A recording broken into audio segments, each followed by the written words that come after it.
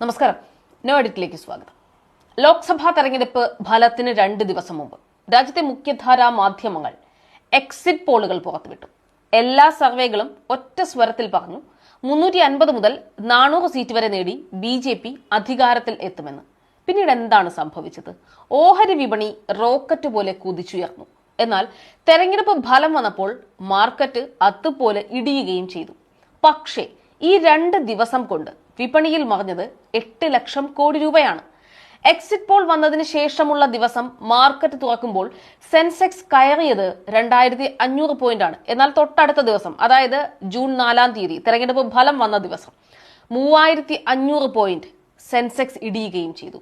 വൻ ഓഹരി കുംഭകോണമാണ് നടന്നിരിക്കുന്നതെന്ന് പ്രതിപക്ഷം ആരോപിക്കുകയും JPC അന്വേഷണം, സംയുക്ത പാർലമെന്ററി അന്വേഷണം വേണമെന്ന് ആവശ്യപ്പെടുകയും ചെയ്തു.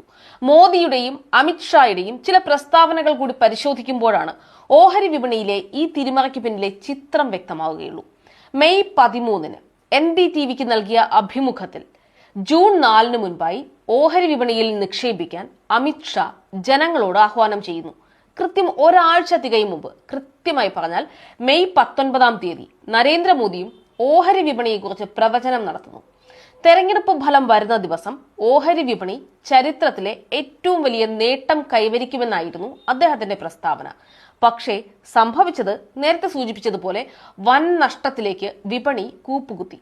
ചെറുകിട നിക്ഷേപകർക്കും മറ്റുമായി ഓഹരി വിപണിയിൽ 30 ലക്ഷം കോടിയുടെ നഷ്ടമാണുണ്ടായത്.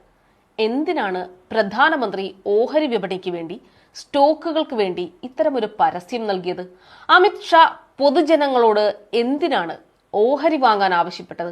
എക്സിറ്റ് പോളുകൾ വലിയൊരു സാമ്പത്തിക കൊള്ളയുടെ ആയുധമായിരുന്നോ എന്ന സംശയം ബലപ്പെടുകയാണ്.